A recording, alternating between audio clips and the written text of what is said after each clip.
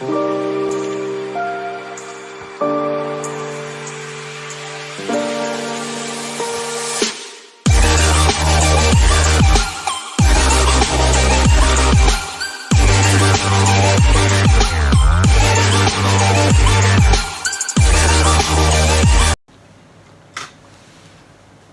very good morning, ladies and gentlemen.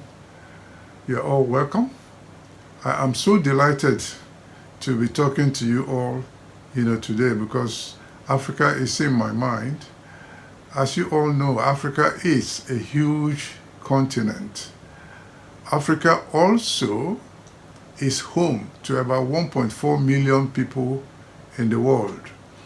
And then when you add that to the many other Africans in the diaspora, Africa is about 1.7, almost close to 2 billion people in the world.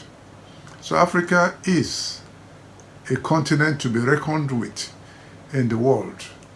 But that has not really, proven to be the case, because in many ways Africa is underperforming.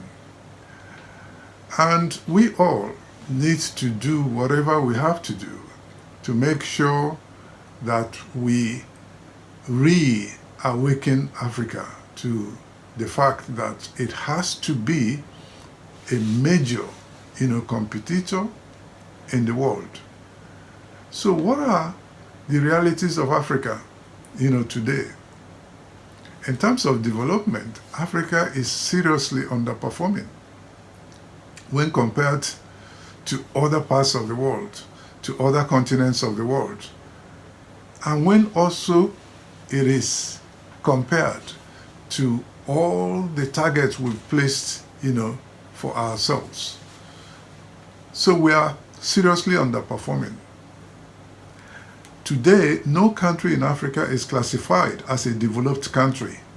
And to me, this says a lot.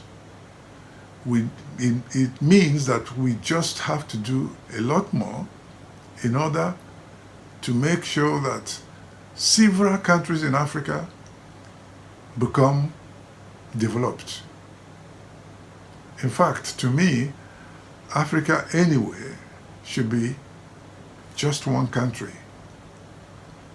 Africa, all the countries of Africa ought to come together as a country, and that country should also be a developed, country.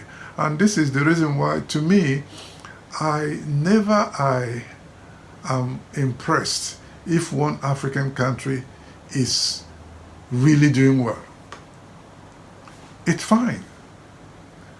But I will even be better impressed when all the countries in Africa are doing well. Even more so, I will be impressed when all the countries of Africa have come together in unity to form a country, one country, Africa. Whatever we call it, Africa or Akebelum. So to me, Africa is supposed to be one continent. In fact, something happened, to me that was a little amusing some few months ago. Actually, it was in the UK. I was with my wife, we were in a mall, and then we now wanted to go home. And we called a taxi. The taxi came, and the taxi driver, he asked where we are from. My wife told him where she was born, the fact that she was born in the UK, and that I am from Nigeria. So he said, oh, Nigeria. So as a result of that, I then said, oh, so you are from Nigeria? He said, what? No way. So I said, why? Where are you from? He told me where he was from, another, country in Africa. So I said to him, well, we're all the same. He said, what? I said, no way, we're not the same. And then he started, saying all kinds of unprintable, words and terms and insults on Nigeria. And this is despite the fact that I had told him that I am in Nigeria. He didn't mind. That didn't even, make him to to be wary about saying so many of those unprintable, words, against Nigeria. And I reminded him, look, that it's not good for us to be so against one another, that at the end of the day, we're all Africans. So, if one country in Africa is doing well, it's a blessing to us all. But when no country is not doing well, or even when one country is not doing well, it's not good, for us. We shouldn't be jeering, that particular, country.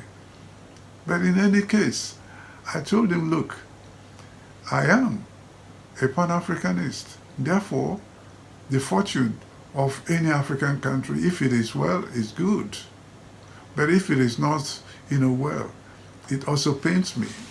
To me, Africa should develop together and not just a question of one country doing well and the others, not, doing well,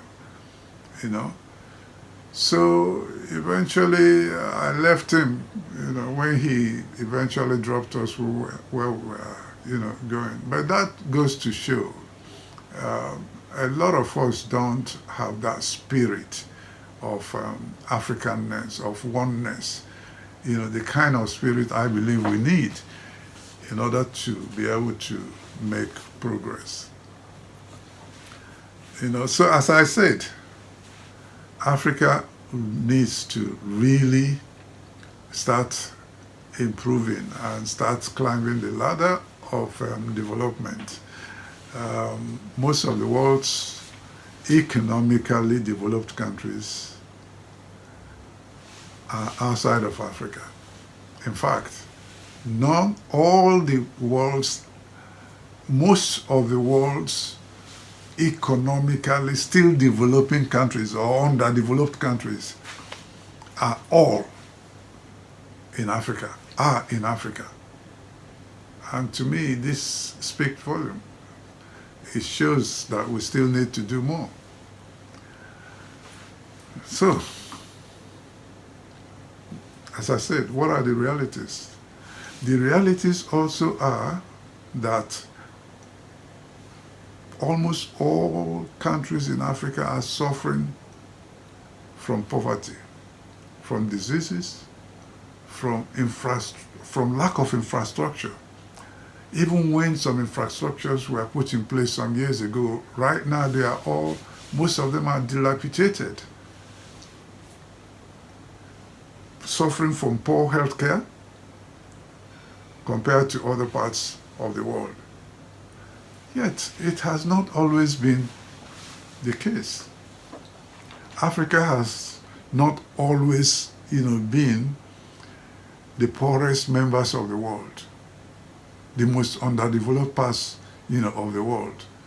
There was once a time, in fact, it was the other way around. Once upon a time, if you go back to antiquities, you'll find out that a lot of African countries were doing well in so many regions of Africa. You go to the north of Africa, you had Pharaonic Egypt doing all kinds of marvelous things during that period. During that period, we were a net giver of knowledge, especially in terms of science and technology, to the rest of the world. Not just there.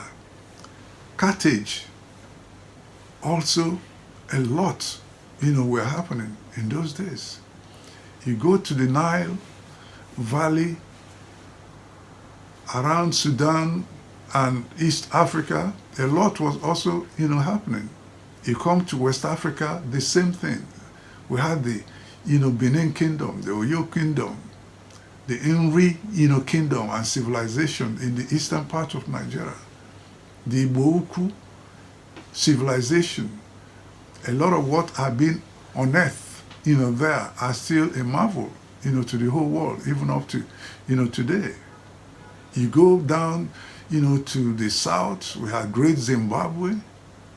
This was during a time when the rest of the world had hardly started making strides in so many areas of development, you know.